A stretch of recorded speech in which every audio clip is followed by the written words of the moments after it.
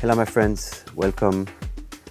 In the context of the full reorganization of my workplace, I will build here, this is more or less the last place, big shelves for storing better the things. And today we won't make a full-fledged video, we'll make a story built on pictures I will be taking during these works. Let's go. So here I took some first references. So this here is the width. It's the part to the wall. This here is the length, 170 will be the length, and the height of the pilier will be 130. And this will be helpful because we will be using old boards. So this will be like a patchwork of old boards. And in addition, I measured which would be the ideal height of each shelf. So 45 is to put some moving boxes. 20 will be probably for putting all the bicycle tires. 45 is again for moving boxes, and 20 will be for probably boards I won't be using. And I'm doing like this, so I have the certainty that I'm right. Voilà. And then you take the combination square.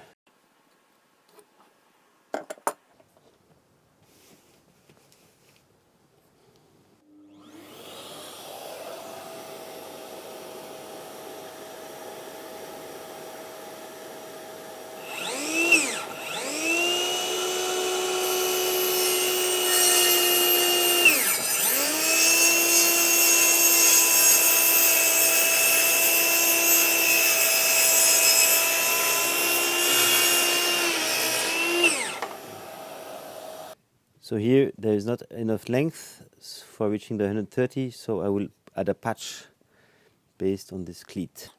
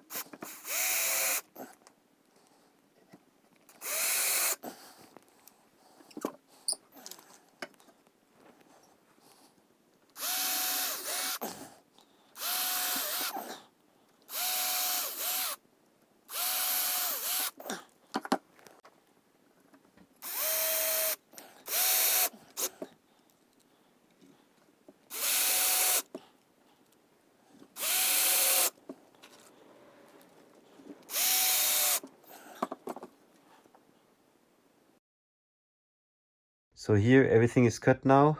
Here are the beams for the main structure. Here the long ones are for the front.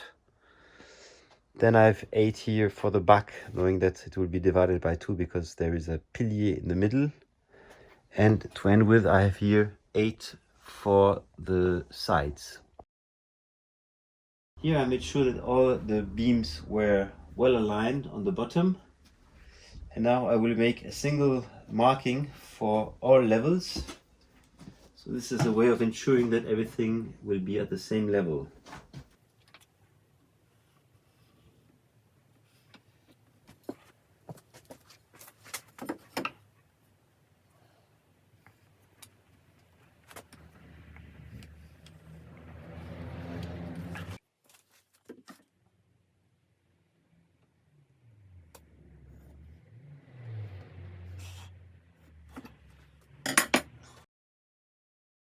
You see here one side, this is the second one which is now finished, and you can note here that I alternated 2 screws with 1 screw either way, and I also tried to make sure that it was straight. And the reason why I alternated it is because once I'm putting the 90 degrees I need to fix it, and I need some space for the screw. So I will do the same. I will alternate 1 and 2. So now we are through. We've made the back, and very important, you can see here that the screws have been staggered, because if you put the beams at the same level, you want access here for putting the screws. So this is stage 1. For putting the front cleats, one person holds the cleat at the right height, you see here on the left, and the others put the screws on the opposite side here on the right. As an example, for the bottom, I used remains from a floating floor.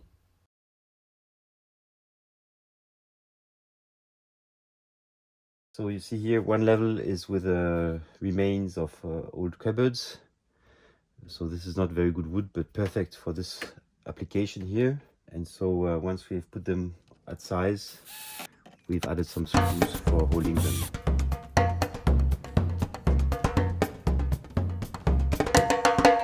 So you see here these lateral bars are very important because it's quite wide.